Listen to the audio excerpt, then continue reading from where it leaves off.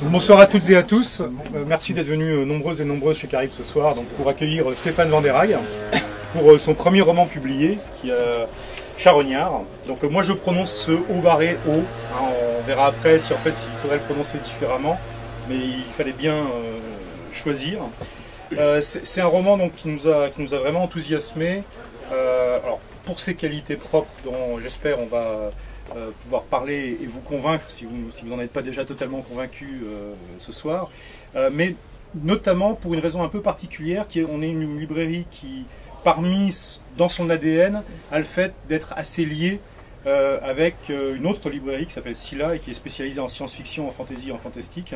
Et on adore en fait les ouvrages qui savent se placer à la frontière en fait des genres, qui cassent un peu les codes, qui s'appuient sur des choses qu'on croit connaître en littérature générale et puis on introduit quelque chose de bizarre qui vient d'ailleurs et vice versa. Donc on a été très séduits et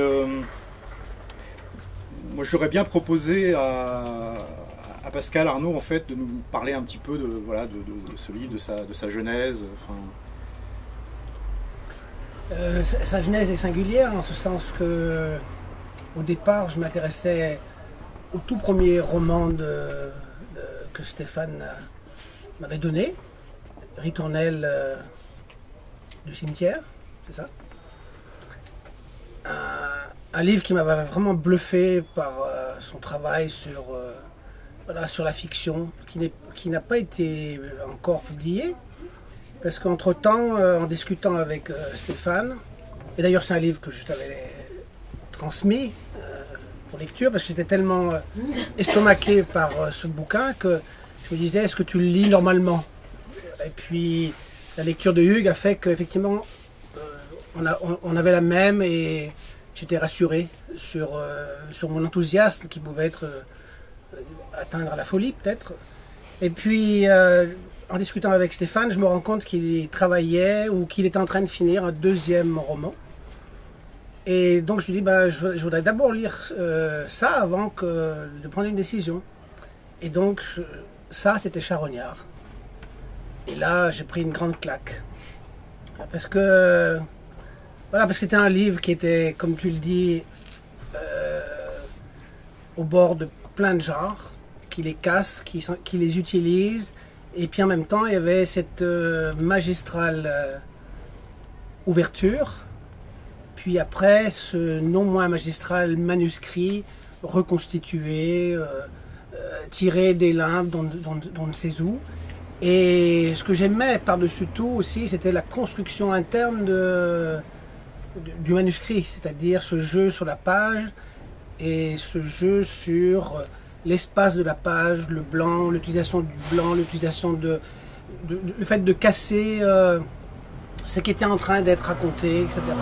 D'ouvrir des pistes qui sont des pistes dans lesquelles on peut littéralement s'engouffrer, puis pour se rendre compte que non, c'est pas tout à fait ça.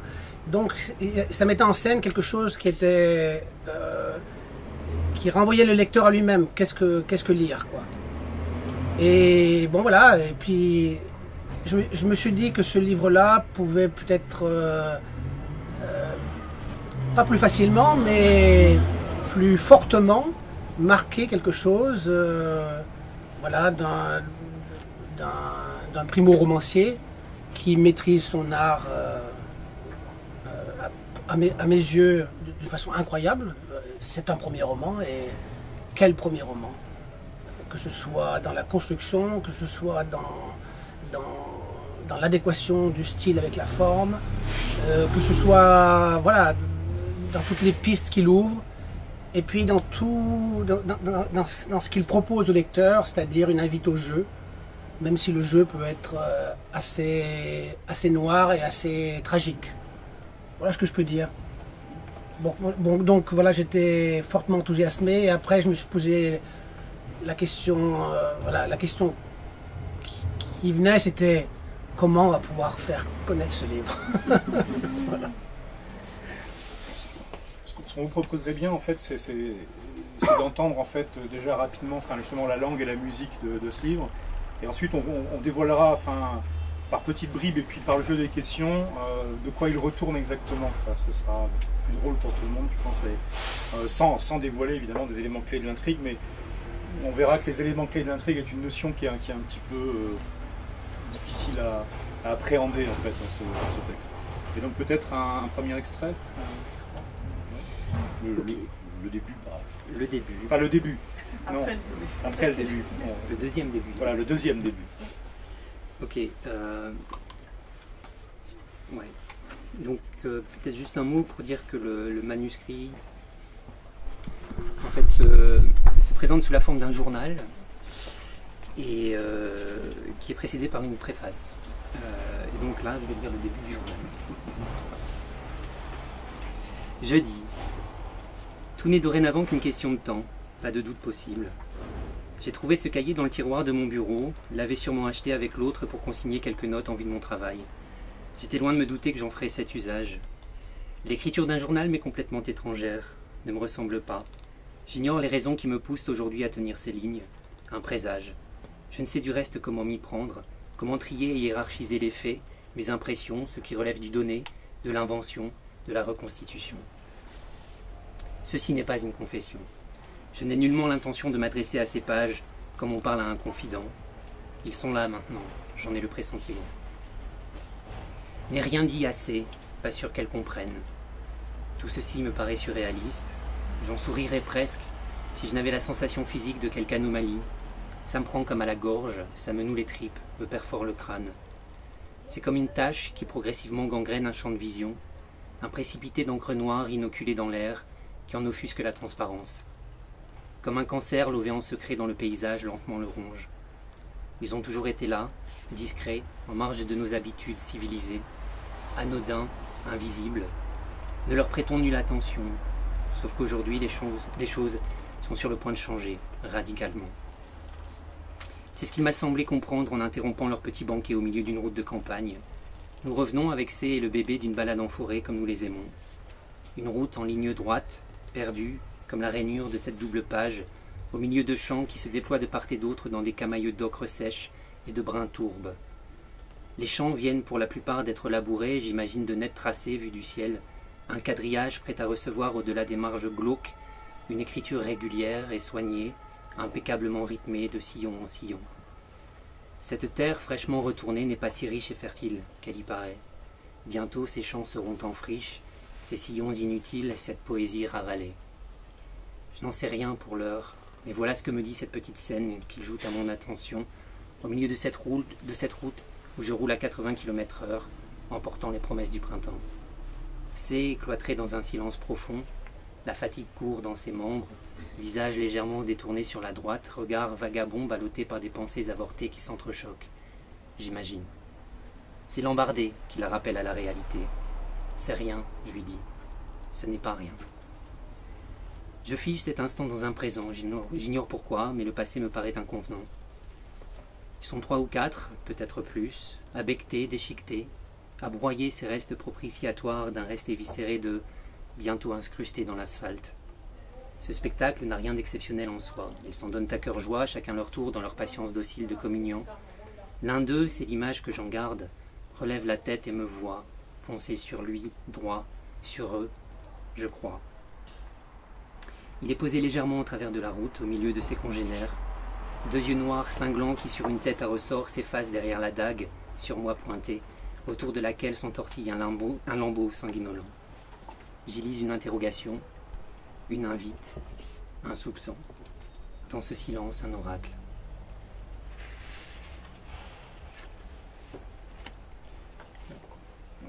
Donc, voilà, on est d'emblée, enfin, même s'il y a un prologue, mais ce prologue, on va peut-être revenir dessus tout à l'heure, en fait, parce qu'il est très particulier, et puis il change beaucoup la façon de percevoir ce journal, en fait.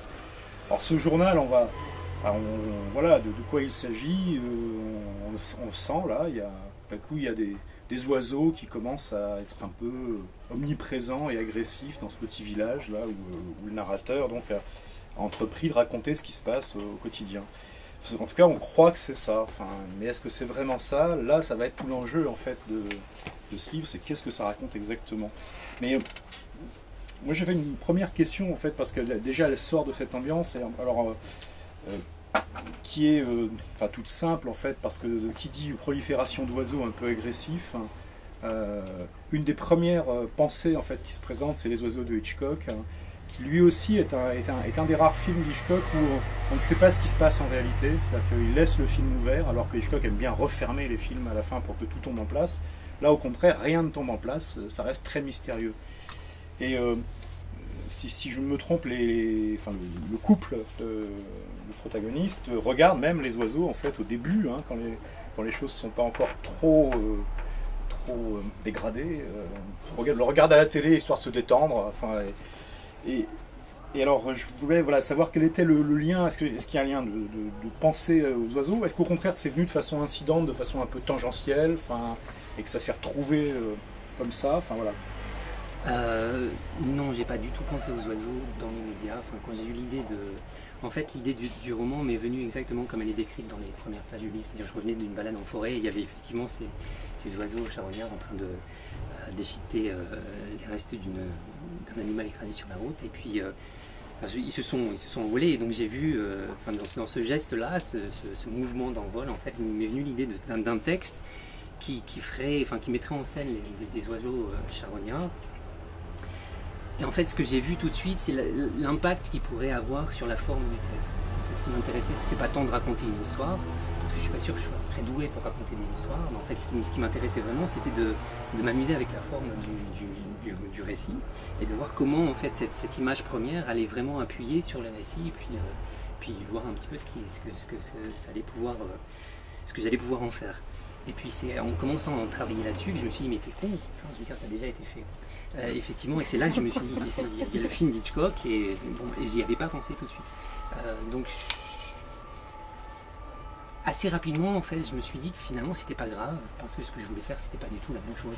Donc bien sûr je l'avais vu, je l'ai regardé comme ça, et puis j'ai lu parce que j'avais jamais lu en fait la nouvelle de Dumouriez. Donc j'ai lu la nouvelle un petit peu pour voir un petit peu ce qu'elle en faisait et puis voilà, enfin, j'en ai rien fait si ce n'est que le narrateur, je voulais pas en faire un écrivain mais je voulais en faire quelqu'un qui ait quand même malgré tout un rapport à l'écriture d'une façon ou d'une autre, donc c'est un scénariste et donc forcément en tant que scénariste qui se respecte un petit peu, lui connaît bien les oiseaux, donc c'est la raison aussi pour laquelle il commence à jouer et c'était aussi une façon peut-être un peu détournée d'introduire un peu d'ironie dans ce texte qui par ailleurs sinon est très noir et voilà, c'est quelques petites touches d'humour un peu léger. Je trouve qu'un des miracles et l'équilibre du livre, c'est ce caractère sans cesse indécidable du livre et de ce dont le narrateur est témoin et qui est largement décrit sous forme d'ellipse, c'est-à-dire on ne sait pas si c'est une invasion d'oiseaux, si on va assister à la disparition du monde, si c'est la disparition de la raison ou du langage. Et le livre, on a l'impression qu'il est toujours sur cet équilibre, vraiment sur un fil qui est parfaitement tenu d'un bout à l'autre. Et je voulais savoir ça, si cette notion d'équilibre, c'était quelque chose qui était au début dans le projet du livre. Non, enfin je sais pas. En fait, je pense que la plupart des effets que déploie ce livre sont dus à sa forme.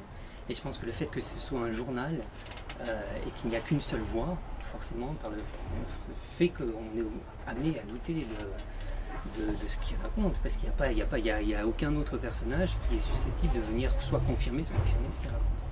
Donc voilà, après l'équilibre c'est fait, ou c'est pas fait, je sais pas, tout seul, mais non, j'ai pas fait. J'étais vraiment dans le personnage et je voulais vraiment maintenir cette idée. Je sais pas si je peux en dire plus ou pas. En fait, quand je l'écrivais, il y avait des pistes narratives qui se profilaient et je voulais pas choisir. Donc c'est peut-être ça aussi que vous percevez en termes d'équilibre. J'aimais bien en fait, enfin je le considère plus comme une sorte de d'ébauche ou d'esquisse plutôt que quelque chose. Enfin si j'ai une imagination peut-être un peu plus visuelle, donc pour moi c'est vraiment une esquisse avec des petits traits. Et c'est pas un dessin rempli, bien rond, bien fermé. Donc, et ça m'intéressait en fait de faire des petits traits comme ça dans plusieurs directions et puis peut-être que ça se noue quelque part, peut-être pas. Mais ça je sais pas. Parce que en tant que lecteur, la première chose que tu peux te dire, c'est pourquoi cette forme? Parce qu'en fait, tout pourrait être lu phrase après phrase, et donc tu pourrais déconstruire la forme. Il y a quelqu'un qui m'a dit ça. Il m'a dit, mais pourquoi tout ce jeu sur la forme, le blanc, etc. Moi, je trouve que justement la forme ici, elle pousse quelque chose dans ses retranchements, et elle te donne à voir ou à ressentir que ce type qui te raconte cette histoire, peut-être qu'il est complètement dingue, et qu'il te raconte des cracks de A à Z, et que voilà, qu'est-ce qu'il est en train de faire sur cette page blanche, quoi. Est-ce qu'il n'est pas en train de délirer, tout simplement? Voilà, il y a cette possibilité-là. C'en est une parmi 5-6 autres. Ce qui introduit extraordinairement bien cette forme, c'est le premier chapitre, qui est donc ce chapitre qui introduit le journal de bord plus tard, qui est l'essentiel du livre, de cet homme inconnu qui consigne tous ces événements qui arrivent. Donc c'est quelqu'un qui raconte, on ne sait pas si c'est un lettré, on ne sait même pas à la limite si c'est un homme, et qui présente ce texte dans une langue qui est la sienne. Et je trouve que ce qui est extraordinaire, c'est que le livre réussit dans ce premier chapitre le prodige d'introduire une langue qui est à la fois totalement étrangère et totalement compréhensible. Quelque chose qu'on peut trouver par exemple dans Ian Banks, dans Effroyable Engin ou dans Énigme Archer. Et ça, je trouve ça assez extraordinaire. Et je voulais savoir si ça avait été un des points de départ du livre ou si c'était venu après. Et cette langue, c'est tout de suite, ça nous introduit dans quelque chose de fascinant. Non, c'est pas du tout le point de départ. En fait, je me souviens qu'on en avait parlé avec Pascal de ce chapitre. Je me suis beaucoup amusé à l'écrire. Et c'est un roman. Quand ma femme l'a lu, quand elle a terminé de le lire, elle m'a dit, mais franchement, c'est glauque ton truc. Et je me suis dit, c'est vrai. Et donc, c'était aussi une façon pour moi d'introduire un peu plus de légèreté et d'humour, en fait, parce que, c'est pas, je veux dire, ça peut paraître sombre. Mais je suis pas comme ça. En fait. Et donc, pour moi, c'était vraiment un jeu. Je veux dire, il y a quelque chose de ludique. Alors, mais je voulais vraiment pousser ce jeu jusqu'à son terme logique. Et ce terme logique, c'est la fin du texte. Mais quand j'y réfléchissais, je me disais, mais ça colle pas ton truc, parce que si tu vas jusqu'au bout, il n'y a aucune raison pour que le lecteur potentiel et ce livre dans les mains. Et donc pour moi, il fallait boucler la boucle, en fait. Et il fallait trouver une astuce pour expliquer dans l'esprit du lecteur comment il pouvait avoir ce livre dans les mains. Parce que effectivement, je ne sais pas si on peut le dire ou pas, mais on peut dire ce qu'on veut. On dit ce qu'on veut. En fait, l'idée de la forme, en fait, c'était, les charognards, l'idée c'était vraiment de faire une forme qui se délite au fur et à mesure. Donc forcément, si je poussais ça jusqu'à son terme, il n'y avait plus de livre. Il n'y a plus de livre, il n'y a plus de langage, il n'y a plus rien. Donc il fallait quand même qu'il reste un tout petit quelque chose et que ce petit quelque chose survive. Comme dans toute catastrophe, il y a toujours un survivant. Et donc, ce survivant, on ne sait pas trop ce que c'est, mais il restait quelque chose. Et donc je me suis dit que ce manuscrit-là, qui est probablement écrit de nos jours, serait un jour retrouvé dans un avenir très lointain. Et donc, l'ouverture, quand on lit l'ouverture, la préface, on est contemporain de cet avenir très lointain. Donc on ne sait pas du tout combien de temps a passé depuis cette extinction, ni ce qui s'est passé entre temps, mais voilà. Et ça m'intéressait aussi de maintenir cette béance, en fait, parce que c'est aussi ce qui fait travailler le jeu, et puis ce qui fait aussi réfléchir un petit peu le lecteur et lui fait interpréter le texte comme il l'entend. Et donc, je me suis dit que si on était dans un avenir, les choses avaient forcément évolué, et donc forcément le langage aussi aurait évolué. Ça n'avait aucun sens d'écrire, je sais pas, d'imaginer 500 ans plus tard, avec une version contemporaine de la langue. Donc il fallait la faire imaginer, et il fallait la faire évoluer également. Donc je me suis amusé à la faire évoluer comme ça, donc en réinventant un petit peu la syntaxe, la grammaire, et puis la graphie aussi des mots. Et puis... Le mieux, c'est peut-être d'entendre un petit passage, non?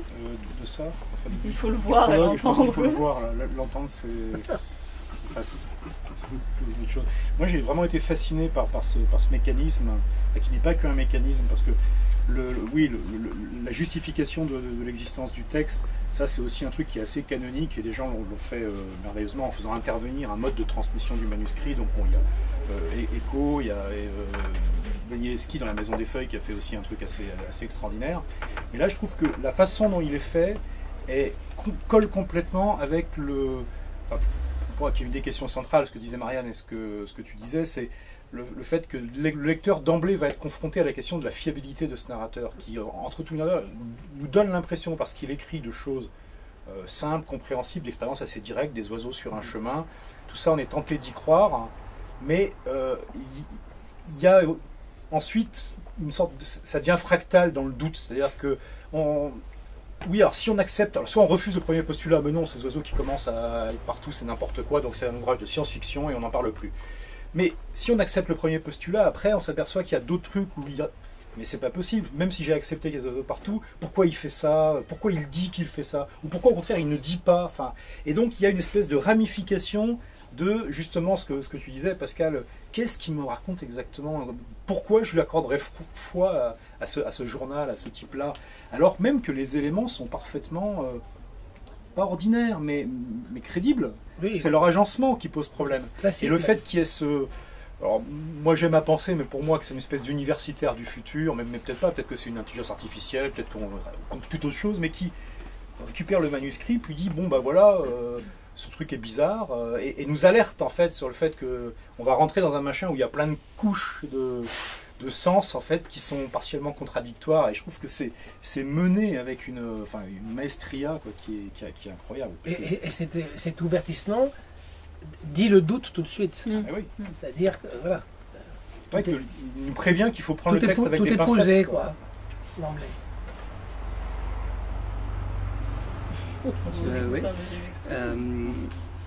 Ouais, en fait, bon, autre chose, effectivement, c'est, l'histoire du manuscrit trouvé, c'est vieux comme le roman.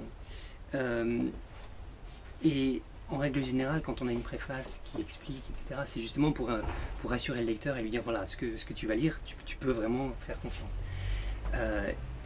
Et là, ce qui m'intéressait, c'était justement de travailler la langue et de la rendre tellement artificielle que on ne peut pas. Donc j'essayais vraiment d'inverser la convention même de la préface, puisque si sa fonction c'est de dire voilà ce manuscrit je l'ai vraiment bien retrouvé, tu peux le croire, elle est écrite dans une langue qui d'emblée fait qu'on ne peut pas y croire. Donc voilà, donc ça m'amusait encore. Il y a une dimension ludique en fait dans tout le livre, même s'il n'est pas forcément toujours très apparente, mais voilà. Deuxième extrait peut-être. Alors je lis. Donc c'est un moment où il est d'accord. Donc à ce moment-là du texte, le narrateur est seul. Sa femme a disparu et on ne sait pas trop ce qui lui est arrivé. Donc là aussi, ça fait partie du jeu que j'avais envie de jouer avec le lecteur, essayer de retrouver sa femme. Et on ne sait pas trop en fait. Lui-même, alors soit ne veut pas dire, soit ne sait pas ce qui s'est produit. Sa femme est peut-être partie, peut-être pas. Enfin, en tout cas, elle n'est plus là. Elle est évacuée du manuscrit. Donc il est seul. Et donc il commence à aller et venir dans le village. Et à chaque fois, donc, il consigne, à chaque fois il reprend. Et puis c'est un des moments où la chronologie en fait commence à se dérégler. Donc ça suit un lundi, donc logiquement c'est un mardi, sauf que c'est écrit mardi, mais il le barre et il réécrit lundi. Et donc il a découvert la veille ou l'avant-veille certaines choses à l'église, je crois. Et ça lui paraît tellement aberrant qu'il a envie de retourner en fait. Et donc voilà, il retourne pour s'assurer qu'il a bien vu ce qu'il a vu. Donc mardi, barré, lundi. Je pensais en avoir terminé pour aujourd'hui, ne pensais pas écrire à nouveau ce soir. J'avais anticipé demain à poser mardi en haut de cette page, mais demain pour l'heure est encore une fiction, comme hier au demeurant. Pour moi qui suis désormais condamné à ce présent capricieux dicté par l'écriture. Demain, ou le jour d'après, ne sera jamais rien d'autre qu'une entrée vide dans ce journal, une ultime page vierge pour un temps différé et provisoirement biffée par des mots impuissants, un futur grammatical sans contenu. Pour le reste, On verra demain, précisément. Je suis donc retourné à l'église, j'en reviens tout juste. Je voulais m'assurer malgré la peur que j'ai bien vu ce que j'ai vu et qu'il y ait bien quelques fondements en vision, celle-ci du moins, qui me hante. La vieille n'était plus là, comme « en sécurité rien ne peut », une évidence. Pas le cas des oiseaux, officiant à leur guise depuis les lustres, sur l'arête des tableaux, nichés sur le rebord du retable ou de la chaire épreinte, et toujours martelés dans l'air lourd la même rythmique métronomique. Pour autant, le doute en rien n'est écarté. Au contraire. Un peu comme dans ces films, où le héros piégé dans son innocence prétend n'être que le jouet d'une intrigue ourdie depuis la marge, qui le dépasse mais en tout point l'accuse. Les conventions du genre font que je finirai bien par être blanchi, ce que je me dis. Il y a toutefois dans tous ces événements, avérés ou non, ceux d'hier et les autres, ce que jusqu'ici j'ai vu, fait, cru, tu au gré de mes saillies, et dans le reste aussi. Quelque chose qui d'emblée résiste au récit que j'en pourrais faire. Quelque chose qui plongerait presque la langue dans l'embarras. Et quelque chose me dit que l'énigme tout entière se joue à mi-chemin de ce presque et du conditionnel. Ferait trembler l'armature qui la guinde si elle n'apprivoisait la violence qu'elle invite et assourdit en son sein. Je me rassure en me disant que tout ça n'a pas de sens. Je me raisonne en me disant que je préfère encore le silence, l'injustice du non-dit au non-lieu. L'imagination fait le reste, qui se nourrit de tout, même d'un rien.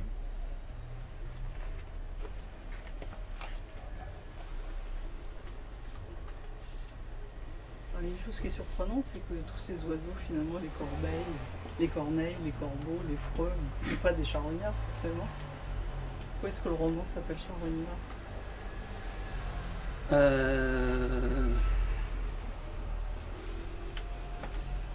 Parce qu'il me semblait que c'était des charognards, je sais pas.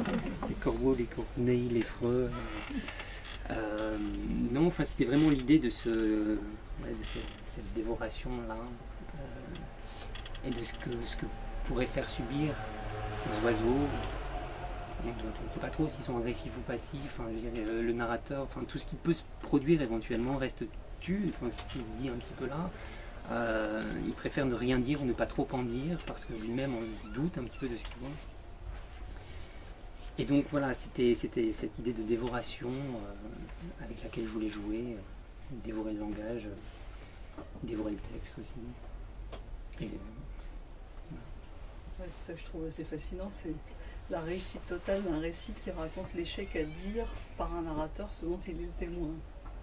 C'est équilibre-là, c'est fascinant dans le livre. Merci. Ce qui est intéressant, c'est de voir que, effectivement, cette histoire de dévoration, elle se passe à la fois visuellement, mais en même temps, elle se passe dans la tête du narrateur lui-même, qui est peut-être avalé par sa propre langue. Mais ça, oui, je pense qu'il faut en dire un mot, parce que pour ceux qui n'ont pas encore le livre dans les mains, enfin, qui l'auront tout à l'heure, c'est incroyable à quel point le travail, la conjonction entre le texte et puis sa façon de l'exprimer graphiquement a été poussée à un extrême. Ah oui. C'est-à-dire qu'on est vraiment avec un texte qui physiquement, à partir de ce moment, commence à se déliter réellement. La couleur des pages change insidieusement, hein, on passe du blanc par toutes les nuances de gris sans référence à un autre roman, et ça finit par du noir pur et dur en fait à la fin, quoi. Il y a vraiment, on est aussi dans l'effet cinématographique de fondu au noir qui est extraordinaire, parce que c'est vraiment mené dans la chair du livre, hein, et ça c'est pas un effet de poudre aux yeux, quoi. C'est vraiment parce que c'est ça qui se passe, quoi. Il n'y a rien de gratuit, et même, c'est incroyable. Sur ce jeu-là, il y a même des références à la littérature anglaise, une façon d'user le blanc contre le noir, qui est assez insolite. C'est-à-dire que moi, ce qui me plaisait beaucoup dans ce texte, c'était qu'à chaque fois, il y avait quelque chose qui était donné au lecteur comme un défi, quoi. Et donc, qui suscite chez le lecteur à la fois de la curiosité, quelque chose de... parfois le rejet, parce que tu ne sais pas du tout où tu vas, Et en même temps, tu es trimballé à la fois dans une forme et en même temps dans quelque chose qui est très linéaire, mais qui va se déliter jusqu'au bout, quoi. Et ça, je pense que c'est assez rare, cette maîtrise-là. Et alors, pour ce que je voudrais dire une petite chose, c'est que j'avais l'intention de mettre ce livre en version numérique, c'est impossible. Aujourd'hui, c'est impossible.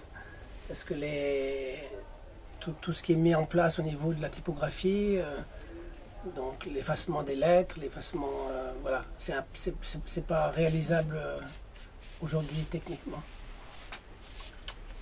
Par rapport, ouais, juste, je pense que c'est le moment de remercier Anthony Vessou qui n'est pas là, mais enfin, je veux dire, il a fait un travail remarquable et je pense que s'il n'avait pas été là, on n'aurait pas eu ce travail-là. Enfin, je veux dire, j'avais vraiment mal au cœur pour lui parce qu'à chaque fois, il fallait lui faire reprendre un certain nombre de choses et il a vraiment fait un travail. Enfin, voilà, donc. Oui, qui moi m'a soulagé quand même. Moi j'ai trouvé qu'il y avait une chose qui à un moment déstabilise beaucoup et refait douter à un moment où on commence presque à s'installer gentiment. C'est cette prolifération d'oiseaux, c'est inquiétant, mais d'après le narrateur, il y a du monde à bord, là. Il n'est pas seul dans le village, il y a sa femme, il y a des gens, tout le monde.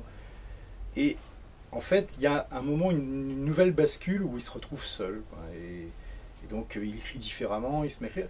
Et j'ai trouvé que c'était, sans jamais le dire, que c'était particulièrement habile de faire passer d'une espèce de truc où on est, pour rester dans un univers de film, dans un film de menace en fait, d'apocalypse, on est passé directement, et on ne sait même pas exactement à quel moment, dans justement l'imaginaire du survivant, du mec qui est tout seul, dans les villes désertes, les pompes à essence abandonnées, enfin tout un imaginaire qui est extrêmement fort cinématographiquement, et que là encore il va faire exploser en fait, en le racontant pas du tout comme on s'attend à ce qu'il le raconte. Et donc je me posais la question en fait, est-ce que ce jeu aussi avec des univers filmiques en fait fait partie du projet, ou est-ce qu'il vient insidieusement parce que ça c'est chez les lecteurs et les lectrices et c'est comme ça. Il vient en partie, je pense, parce que le narrateur est scénariste pour la télévision. Donc son écriture est elle-même nourrie, si j'ose dire, de son travail visuel par ailleurs. Et après, ouais, ça m'intéressait aussi. Enfin, j'avais lu pas mal de romans apocalyptiques ou post-apocalyptiques. Et ça m'intéressait, enfin voilà, je m'étais dit que je pouvais faire de cette idée de départ quelque chose qui tendrait vers ça. Mais en même temps, enfin, je le considère presque comme une parodie de roman post-apocalyptique, parce que, quitte à imaginer la fin du monde, autant faire quelque chose de un peu plus sensationnel que juste quelques oiseaux dans un petit village de province, quoi. Donc ça aussi, enfin, je pense que ce sont des choses, des touches qui passent peut-être inaperçues. Mais enfin, quand moi j'écrivais ce texte qui par ailleurs était très noir, ça me faisait presque rire, quoi. Donc je l'ai dit à Pascal, mais il n'a jamais voulu me croire, mais je considère que c'est presque un texte comique. Presque, je dis. Heureusement qu'il y a le presque. Ouais. Mais ouais, enfin, dans cette, donc voilà, ça m'intéressait en fait de travailler sur ce genre-là, mais sans non plus enfermer le texte dans le genre, et puis de le travailler peut-être par des petites touches d'ironie par-ci par-là. Après, bon, il y a aussi une... Alors, Ritournelle du cimetière était un texte cyclique, enfin ça fonctionnait en boucle, et je me suis rendu compte que j'arrivais pas à écrire en ligne droite. Même une simple phrase, enfin il faut toujours qu'il y ait une incise quelque part qui vient. Donc je me suis dit, tu vas te contraindre à essayer d'écrire un texte linéaire. Et je pense que ça marche plutôt bien au début du journal. Et puis en fait, il y a un moment, ça s'est cassé, quoi. Et donc c'est aussi pour ça une des raisons. Enfin, l'idée de départ, c'était de tout faire disparaître. Donc tout disparaît progressivement autour du personnage, et je voulais faire disparaître le livre aussi, faire disparaître la langue, faire disparaître la forme, je voulais tout foutre en l'air, quoi. Et donc c'est ça vraiment qui a guidé le texte et l'écriture en fait de ce texte, et donc je pense qu'au bout d'un moment c'est un peu normal aussi que cette mécanique là linéaire se soit cassée. Et en fait, elle est rendue visible par une entrée qui est blanche en fait. Voilà, il se passe quelque chose, probablement, en tout cas c'est ce que le lecteur est invité à s'imaginer. Il se passe quelque chose ce jour-là, mardi, sauf que le narrateur ne l'a pas consigné. Et il revient dessus le mercredi, en disant voilà, je prétendrai que nous sommes mercredi aujourd'hui. Et qu'hier est passé comme un mauvais rêve. Et donc l'idée, c'est qu'à partir de là, il y a une rupture. Et est-ce que lui-même est au courant de ce qui s'est passé ou pas? On ne sait pas. On ne sait pas. Donc il prétend en tout cas qu'il ne sait pas. Alors il a des bribes comme ça qui lui reviennent. Et le lecteur est invité à essayer de comprendre ce qui s'est passé en sachant qu'il n'y a pas de réponse. J'ai pas de réponse. Enfin, je sais que quand ma mère l'a lu, elle m'a demandé, j'ai dit, mais je sais pas, j'ai pas plus de réponses que toi. Enfin, c'est vraiment au lecteur de. Enfin voilà, il y a plusieurs pistes qui apparaissent en fait de façon un peu fugace, que le lecteur est libre de suivre ou pas. Mais encore une fois, on a que son point de vue. Oui, c'est un livre à la fois sur le langage et en même temps sur qu'est-ce que lire, quoi. Aussi.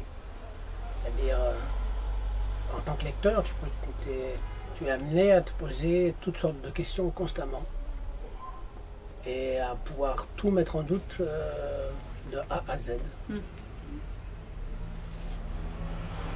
c'est ce qui est intéressant. Et même au-delà des vides sur la page, même dans ce qui est dit, cette histoire d'invasion ou de disparition réelle ou fictionnelle, elle est sans cesse construite sur des choses qui sont non dites, quoi, sur des vides. Même dans ce que raconte le narrateur. C'est ça que j'ai trouvé vraiment très impressionnant dans le texte. Alors il faut aussi se souvenir qu'il y a ce que vous raconte le narrateur, qui ne vous raconte pas tout, et que le manuscrit a disparu, et qu'il a été retrouvé dans l'avenir, et qu'il a été retranscrit, retravaillé par les personnages qui écrivent la préface. Donc il n'est pas impossible non plus Qu'ils soient plantés. qu'ils introduisent quelques erreurs de temps en temps Dans l'ordre. Ça, c'est pas impossible. Pris un troisième extrait peut-être. Ouais. Donc là, c'est le dernier jour qui est consigné dans le journal, avant que le narrateur abandonne. En fait, il tient le décompte des jours, et puis au bout d'un moment, il vous dit que... En fait, il a plusieurs carnets, il écrit sur plusieurs carnets, si je me souviens bien. Et on n'en a qu'un. Et il vous dit qu'à chaque fois qu'il reprend l'écriture du carnet, il note le jour d'après, mais qui ne correspond pas forcément au jour d'après dans la chronologie réelle des événements. Et puis au bout d'un moment, il se rend compte que c'est une convention comme une autre, et donc il abandonne, et il commence à écrire aujourd'hui. Et puis bon, et la chronologie va continuer à se déliter. Et cette chronologie-là s'arrête un dimanche, donc il reconstruit plus ou moins, et parce que c'est un dimanche, il avait envie de raconter l'évangile de la charogne. Donc, évangile de la charogne. Au commencement était la charogne, et la charogne était, avec ou sans Dieu. Tout fut par elle, et rien sans elle ne fut. Ce qui fut en elle, c'était la mort indocile et insatiable, la longue nuit des hommes, ténèbres sans fin d'où nul ne s'éveille. Le monde, évidemment bercé d'illusions artificielles, ne l'a pas reconnue, cette vérité première, qui aussi sera la dernière. Charogne vérité qui édicte, ici reporté que tu es né charogne, et redeviendras charogne. Charogne, grouillant de verbes acérés. Alors, au dernier jour, fut envoyée la sainte armée des charognards, comme une semonce, comme une sentence, engendrée ni du sang ni du vouloir de la chair, ce qui la rendit folle. La chair serait sienne, et le sang, et les nerfs, jusqu'au dernier viscère. Elle se ferait, la chair, et chair encore, jusqu'à l'os. Je suis donc la dernière de ces charognes, missionnée, qu'importe donc mon nom, et pour un temps épargnée, quoiqu'à l'instant chatouillée, bécotée par la gracieuseté de leur faveur, afin de rendre témoignage aux ténèbres et à leur sombre vérité, pour les siècles des siècles ou ce qu'il en reste. Amen. Une fois prononcée la bonne parole, le reste ne peut prétendre être autre chose qu'une série de phrases désossées données en pâture à un monde affligé autant qu'affligeant. Qui alors pour ne pas saisir cette autre vérité que la vie, comme on l'appelle, cet ex ou subsistance plutôt qu'on croit sienne, n'est au fond qu'une histoire qu'on se raconte dans des mots qui n'appartiennent à personne. Pas vrai, monsieur le curé, j'ai-y pas raison. On fait semblant d'y croire pour un temps, en vue de donner au mot de la fin qui de toute façon nous échappe, idée même et suave, toutes ces soi-disant foutues lettres de noblesse obligent mon cul dans cette langue qu'on ne comprend pas et dont on fait mine inlassable et imperturbable pourtant, de se repaître pour un temps encore comme on en rémunère le défaut, avant de s'apercevoir qu'on prend tous le même chemin, le ventre creux, aux temps incubatoires. Car la vie, comme on l'appelle, cette putain, nous bouffe tout cru. Et moi, là, dans mes derniers instants, à donner encore des leçons de morale à personne, à ripailler à mon tour goguenard de toute la sagesse du monde dont je gratifie, grand seigneur, ce nous, avaler, gober, ce qui prouve bien ce que je dis. Au fond, on est, je suis, ne suis plus rien d'autre que ce langage moribond que je couche sur ces pages, le pur produit de ce langage dans lequel je me creuse une galerie comme un ver la carcasse qui la fait naître, pure langue d'apparat, à jamais illisible sous ce fol fatras que je n'adresse à personne. Personne d'autre que moi dans ce trop court circuit, moi qui ne suis. Plus que ce jeu qui se vautre sur ces pages. Quand je, non, n'est pas un autre, non. Les autres, ces personnes, et je dans ce petit jeu est une rature, qui timide d'abord s'étire, rageuse rayonne, comme une mâchure court au milieu de phrases qu'elle disloque, dissèque, dessèche, à mourir de rire. Alors, envolez les fauvettes de mai, car les corbeaux délicieux tombent des grands cieux langoureux, chair délictueuse d'une nature déflorée, ou quelque chose du genre.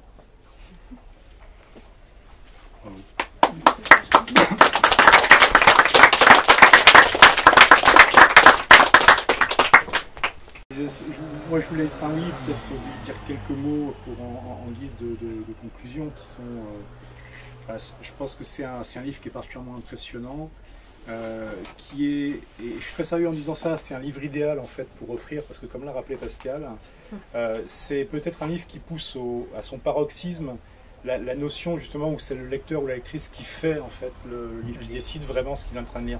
On peut le lire comme une comédie, c'est vrai en fait. Il y a une ironie suprême, il y a un jeu en fait avec... il y a des morceaux de farce dedans, enfin vraiment, il est très fantasque ce narrateur, vraiment il raconte n'importe quoi, et il se dit lui-même qu'il raconte n'importe quoi, il joue beaucoup. On peut aussi le voir comme effectivement un truc complètement apocalyptique, complètement sombre, complètement de plus en plus noir physiquement, hein, mais c'est vraiment chacun qui va choisir finalement comment il fait son propre mélange de tonalité, de ce qui est fait, enfin tout est posé sur la table, et on décide soi-même ce que c'est exactement. De même que le narrateur, en fait, lui-même, à aucun moment ne prétend savoir exactement ce qu'il est en train de faire, et que l'exégète, le présentateur, le préfacier, lui-même est quand même d'une rare prudence dans la façon de présenter ce texte. Je trouve que c'est à la fois un exercice littéraire formidable, et en même temps c'est un moment de littérature qui va piocher dans beaucoup de choses qu'on a dans la tête, et qui l'agence en fait d'une façon particulièrement, enfin moi je trouve très très réussie, quoi. Donc c'est pour ça que ça s'en fait le cadeau idéal. Voilà, c'est ça que je veux dire. De toute façon, est-ce que vous puissiez en acheter 4 ou 5 chacun. Voilà. Ouais, c'est une vraie expérience de lecture en plus. Ça, je vous le garantis. En tout cas, merci beaucoup d'avoir accepté. Donc, merci à vous pour l'accueil. Donc, n'hésitez pas à continuer la discussion autour d'un verre ou plusieurs, hein, et à poser des questions plus privées en fait à Stéphane si vous le souhaitez. Dans la limite du raisonnable. Merci beaucoup. Merci à vous.